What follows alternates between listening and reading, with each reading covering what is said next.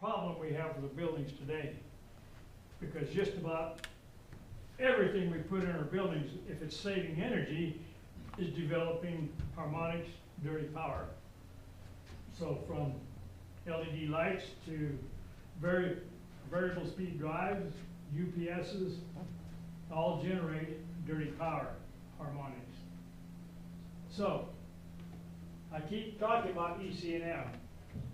I started reading EC&M magazine when I was an apprentice. I was living here in Reno, working up at Lake Tahoe. So 4 or 5, 6 of us would carpool, and the drive up and back, I was either doing homework or reading this magazine. 1988, long time ago, huh? They were dealing with harmonics, and they says double the neutral, derate the transformer. That's what a K-rated transformer is. It's just a bigger transformer to handle the heat developed from harmonics. Well, it's just been recently that I'm reading where they're recommending double neutrals in panels. Well, they were talking about that way back then.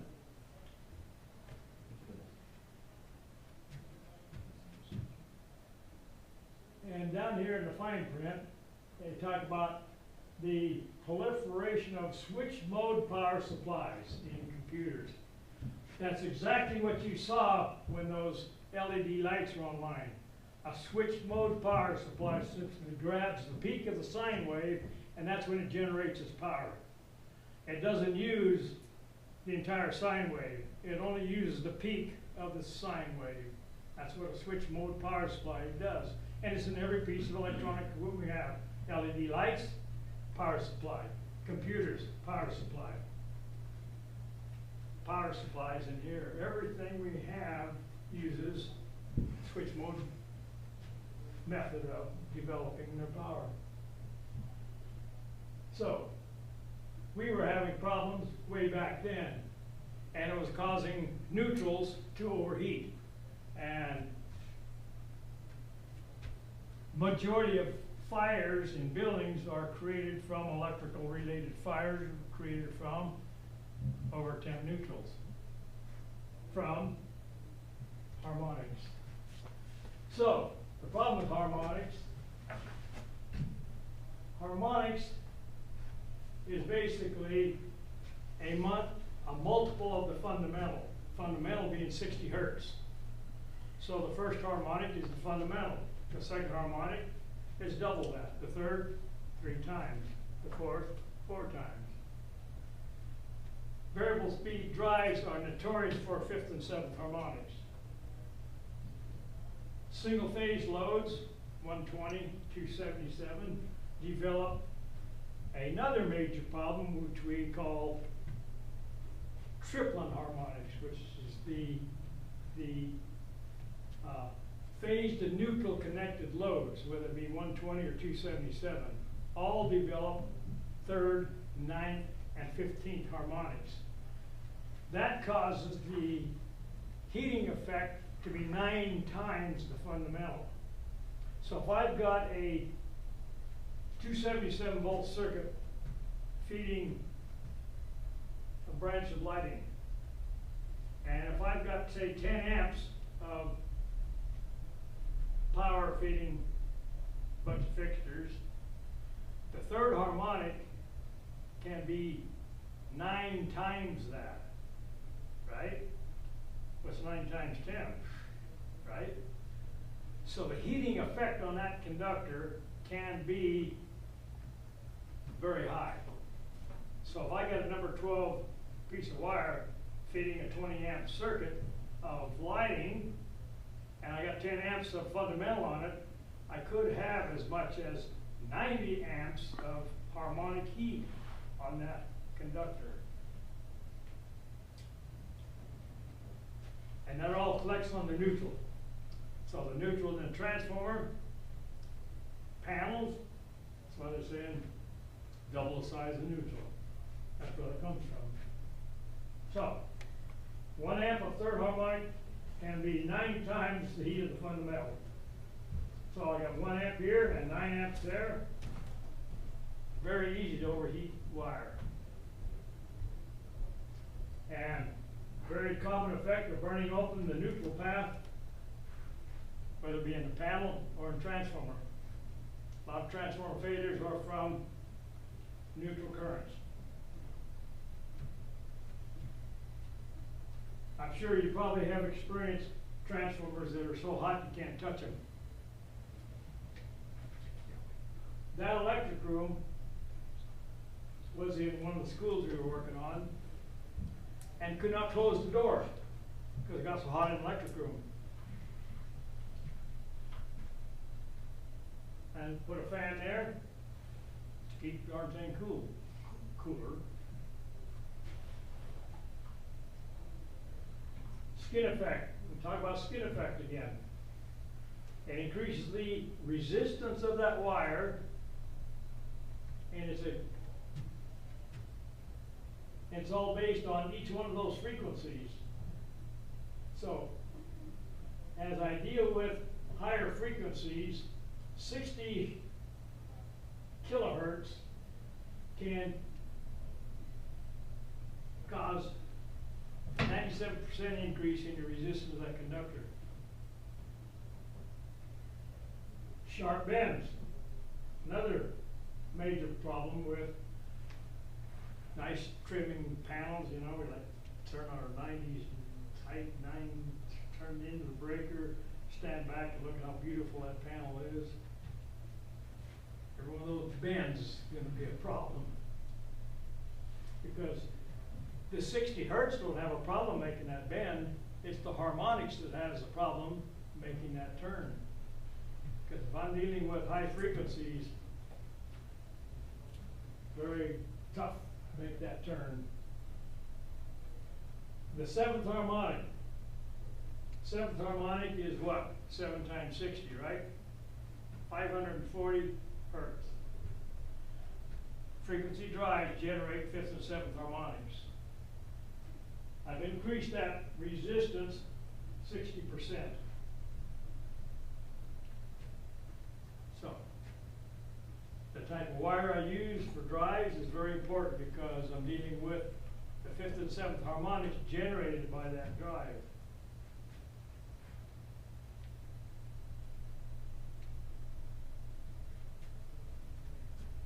Desert research. This is coming off the solar system, and the current sine wave is here on the bottom, the voltage sine wave up here on top. Current affects the voltage, so that noise and the output of the inverters, solar inverters, has caused the voltage sine wave to be,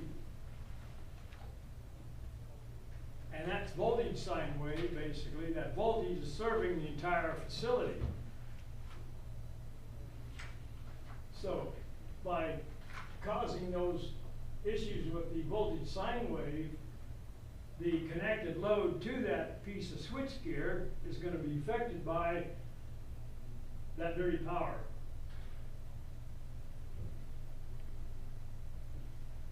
And believe it or not, variable speed drives will do just about the same thing.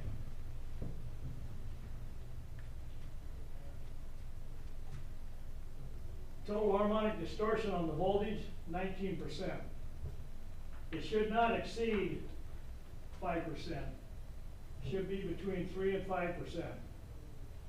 Here we have 19% of voltage distortion, and that is all wasted energy. So all the energy this guy's trying to save because of being able to slow the motor down has caused a bunch of additional power that the power company has to provide to overcome that harmonic distortion.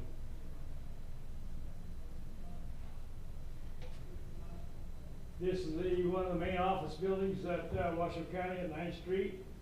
And this is, again, this is the current, this is the voltage. The problem we were having here is before we put in the equipotential ground is that voltage, which was 20 volts, neutral to ground, 20 volts. That should be less than 1. And the problem was causing microprocessors to not function properly. Required them to put in a equipotential ground to get rid of that problem. Again, we keep going back to UCM. This was a 7-part. Each part came out each month, part 1, part 2. Cause and sources of flicker. And flicker is a very tough on LED lights. And fluctuating voltage caused by rapid changing loads like a motor starting, motor stopping. Copy machines, making a picture, will cause voltage to fluctuate. We didn't have much of a problem before LED lights came out, because the power supply in the LED lights did not like fluctuating voltage. And because the fixtures in the buildings that we were converting to LED lights was not grounded properly for LED lights. LED lights need a common voltage and equal voltage because it uses voltage as a reference point. And if that reference point is floating around, it's going to cause the power supply in the LED light to fail. Or the lights will change color, flicker.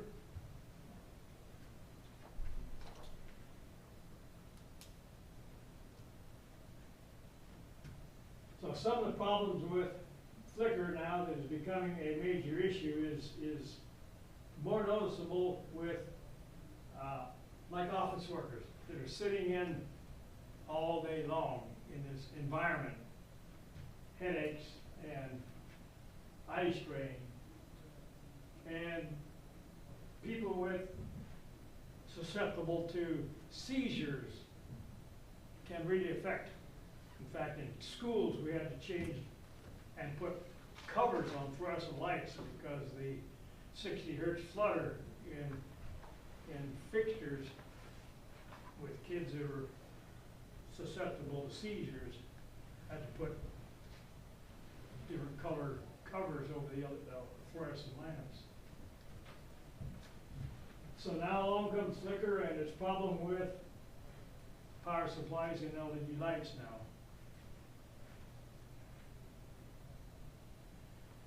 So this was the downtown at the main big courthouse downtown, right by the river. A lot of voltage issues there, and here we have, this is a universal number. This 1 is determined to not exceed 1, because once you exceed 1, then the visual effects and all the effects of voltage fluctuations will start to cause all of these problems to occur. Well, here we have some pretty high, and I call it the danger zone, because if we don't clean this up, the problems downstream, the connected load, is never going to be corrected. We have to find the source, clean up the source, in order to fix the problem. This is the same building again, and I pulled this graph up because we have current on the bottom, voltage on the top, and the flicker that's caused by these voltage fluctuations. So when you look at this, this is a 24-hour time period from midnight to midnight. And every time the voltage changes, it causes the flicker effect. So what's happening here as in the morning, about 6 o'clock in the morning, power in this area starts to get loaded up. So the utility distribution voltage starts to drop. As we start putting more and more load onto the grid, it starts to drop. So the power company will add capacitance to the grid to raise the voltage. So as you can see, a capacitor bank was brought on, brought the voltage up. Loads and currents continued to increase, and they had to continue to improve that voltage by bringing on more capacitor banks. So and it's capacitor bank on, capacitor bank on, capacitor bank on. We've caught the load now and voltage stabilized. Now over here, as the load starts to decrease, they don't need the capacitor bank. So they shut a bank off, and now as the total load drops, the voltage starts to increase. So as the load increases, voltage drops. Capacitors come in to correct that problem, but each time they do that, it causes power quality issues. And this one here, as you can see, caused every one of these flicker events to happen as those voltage fluctuations that was caused by the power company. That's not looking at the customer's connected load causing it as well. North Valley High School got called in because they were going to do this massive energy retrofit, one of which was to convert everything to LED lights. I thought, hey, don't waste your money. Until you fix this problem, the LED lights will not last. And power, if I look at my power graph, I said, okay, what generated that flicker? Well, something turned on. And it was a pretty big something because that's 650 kW. That's a pretty good sized load that came on. So I think, what in the world would cause, draw 650 kW? Well, chiller turned on. So every one of those turn-ons of mechanic equipment, and when you look at that, on, off, on, off, on, off, on, off, well, every time it come on, it caused voltage fluctuations, which caused problems downstream. So until you fix this, do not put in LED lights. Just wasting your money. Let's figure out what's causing all of this and fix that before you can move to the next stage. Again, we're back to that courthouse. Mills Lane is on one building and the courthouse is another building. It's two buildings almost side by side there. One's older than the other. North is the oldest building. And here's all these short cycling loads. And every one of those short cycling loads dropped the voltage down. Every time a load came on, voltage dropped. What's causing all these short cycling loads? We're looking at 500 amps. That's a pretty good sized load. That's not somebody going in the bathroom and turn lights on, So, looking into those voltage dips and looking at the flicker caused by those voltage dips, and there's the reason why their LED lights aren't lasting.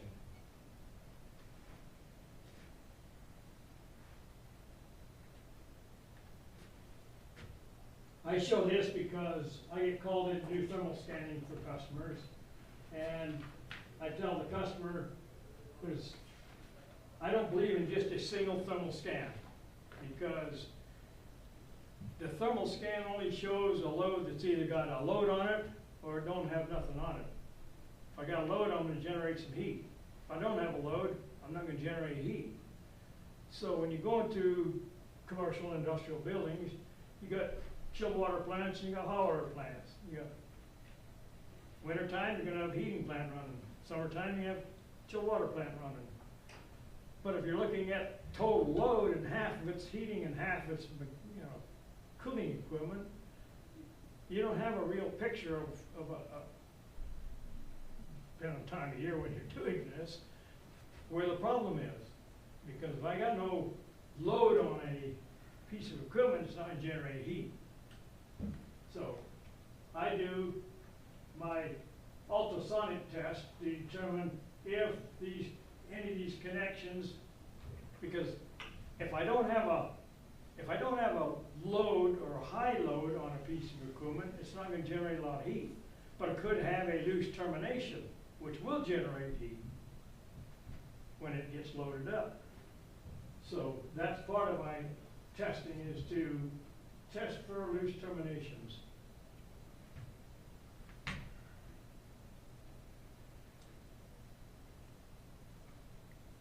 And a lot of this heat, again, is determined by not necessarily amps, but by loose terminations. And that's what my report shows. High temp due to harmonic current.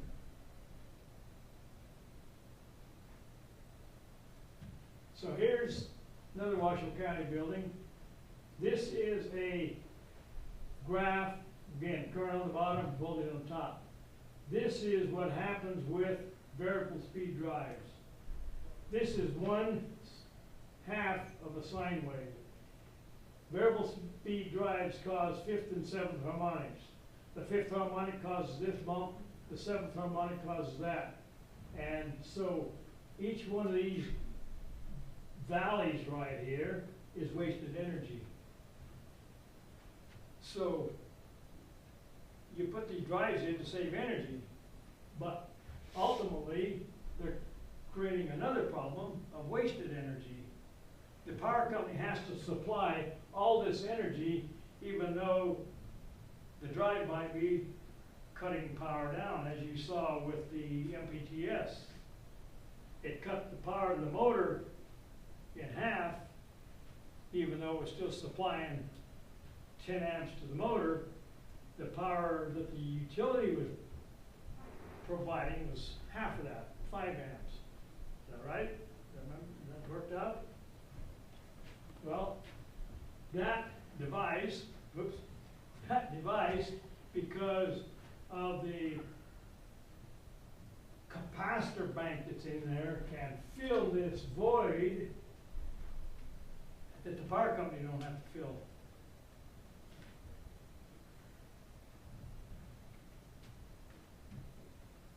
We're going to, with this demo over here, we're going to be looking at phase angles. And phase angles start at 0, which is at the 90-degree angle. Not 1200 hours, but 180, and around the clock we go. So A phase, B phase, and C phase.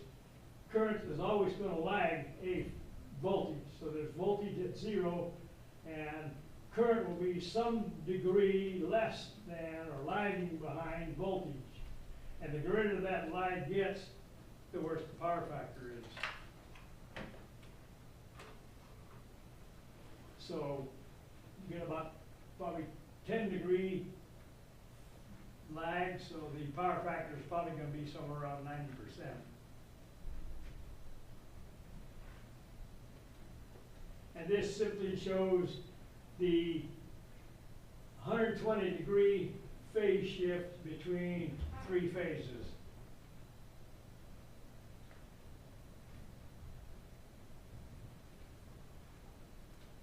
This is probably one of the worst illustrations of power quality that I've experienced anyway. The actual dip was, in some cases, actually went below 0, which means I had a 100% current harmonic. My current harmonic should not exceed 30%. In this case, some of these phases dropped below 0, which represented a 100% loss in energy. affects the voltage sine wave because current will affect voltage. Well, these drives have been in there probably 15 to 20 years, I suppose. They were older drives. And we ended up having to put in passive filters to clean up this dirty power that the variable speed drives were generating. So in this case, our A phase, B phase, C phase, current total harmonic distortion was pushing 90%, averaged out at about 87%. That's all wasted energy. My average power was 3.3 kW. My lost power was 2.9 kW. So my lost power almost equaled the power used to spin the motor. Now this was a 25 horsepower motor, and it almost wasted as much energy used to spin the motor. The losses were $2,000 a year. So by putting in a 5% passive filter, I dropped the losses to 0.3%, which meant had $1,800 a year savings just by putting in active filters on the input of the drives, because this is on the grid. This is on the input to the drives, which means my connected load is suffering from this dirty power. And the power company is supplying all this wasted energy just to spin the motor.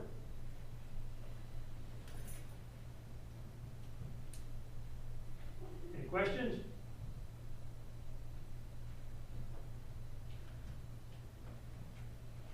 So here we have a 1 day, 24 hours. So here we are at about, looks like around 6 o'clock in the evening.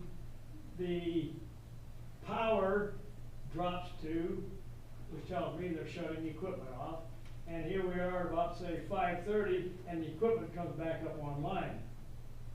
So this is the power motor current. And the motor shuts off, drops down here to 0. Harmonic current. So we had 40 amps of power spinning the motor. We had 24 amps of harmonic current. So the power company has to supply 64 amps to spin that motor. So by cleaning up harmonics, makes for a pretty good savings. And all of these are already on variable speed drives, but that's what causes the harmonic current, variable speed drives.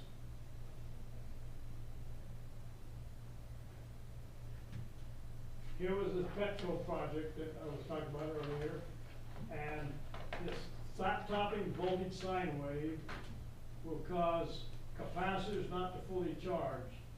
And that affects variable speed drive because we need a certain voltage value to charge that DC bus to its maximum value. If I flat top the voltage, which means I don't have peak voltage, I don't have enough voltage there to charge the capacitors and allow the frequency drives to function properly. Why don't we take a quick break here? I know we've gotten pretty late here. So if you guys want to take a quick break, we'll continue on. So as you can see, the three-phase fundamental, 120 degrees out of phase, right? So they pass through 0, 120 degrees past one another. But the third harmonic, or what we call a triplet harmonics, which is the 3rd, the 9th, the 15th, 21st, multiples of 6 basically. The 5th, 11th, 17th, just multiples of 6, right? The 7th, 13th, 19th, on and on and on, all the way to the 51st harmonic. So The problem we have with triplet harmonics is they cross zero at the same time. And because they cross zero at the same time, they're additive, which means third, all phases, A phase, B phase, and C phase, even though the voltages are 120 degrees apart, harmonics don't react the same way. So we're looking at additive currents on A, B, and C phases crossing zero, and because they're additive, that's where we get the 9 times heat effect. Make sense? 3 times 3, 9.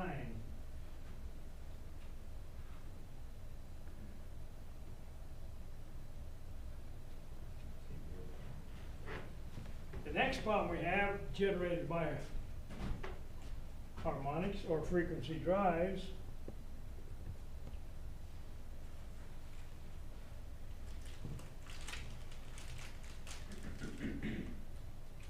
the fifth harmonic. And as you can see, I've got one cycle, looking at the red, one cycle, but look how many times the red crosses that same one cycle. 5 times, right? The problem with the fifth harmonics is it's a negative harmonic. And what it does is it tries to spin the motor backwards at 300 hertz. So the higher value that that fifth harmonic is, the higher potential it has to spin the motor backwards. And trying to spin the motor backwards causes the motor to heat. The motor heat causes the motor to shorten its lifespan if it don't burn it out. But it will shorten its lifespan. So the greater that fifth harmonic is, the greater that negative effect is, and the hotter that motor gets. So if we don't bond the motors and reject that heat, we're just taking the life of that motor and probably cutting it in half. So that's the fifth harmonic in its problem. Now remember, harmonics variable speed drives will put out 5th, 11th, and 17th harmonics, and on and on and on. Just add 6 to every one of those. And all of those harmonics add together to try and spin that motor backwards. But because the fifth is most predominant, we try to take care of the fifth first. That's highest priority. The seventh next. But generally, for the most part, fifth is always going to be the majority of the problems. Now we look at the seventh.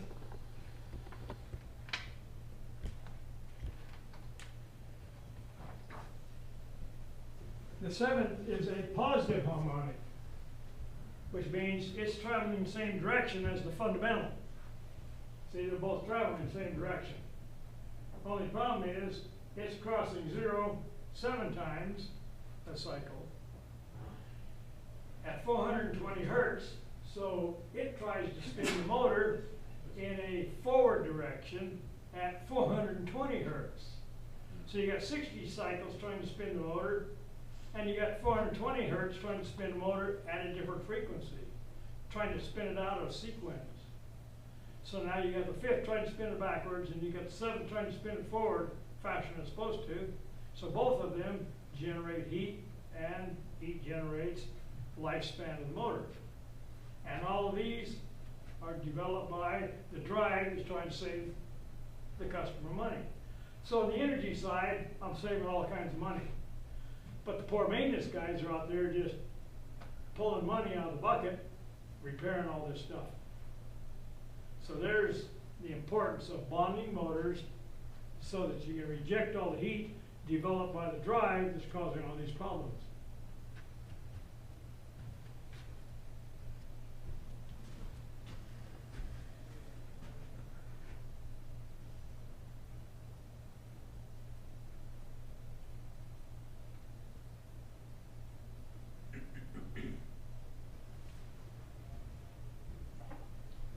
So, That's why when I go back to that, some of the first slides in the presentation was, every building connected with electricity is gonna have power quality problems. Because the equipment we put in creates the problem. The more energy conservation measures we put in a building, the greater that problem gets. And because we don't change our wiring techniques to accommodate all that new energy saving stuff, the problem just grows.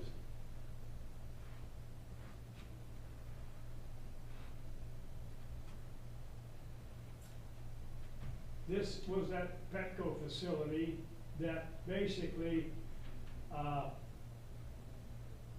this is when all that charging equipment started up. You know, our load, normal load is down here. Here come all this charging equipment, and it created all this harmonic current.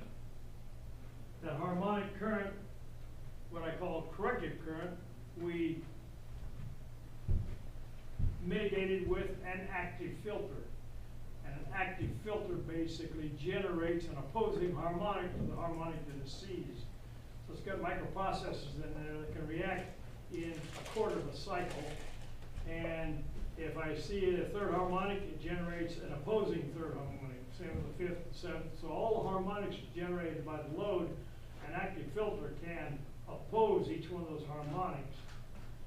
They're, at the time, they were a pretty awesome piece of equipment. Very expensive, but the one we put out there, Petco 400 amp unit, was about $70-some thousand.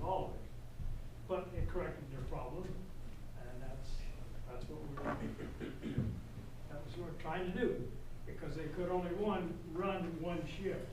They couldn't run two shifts because they had to have all this battery powered equipment charged before the second shift could come in and go to work. So this allowed them to run multiple shifts without creating a problem with the connected load.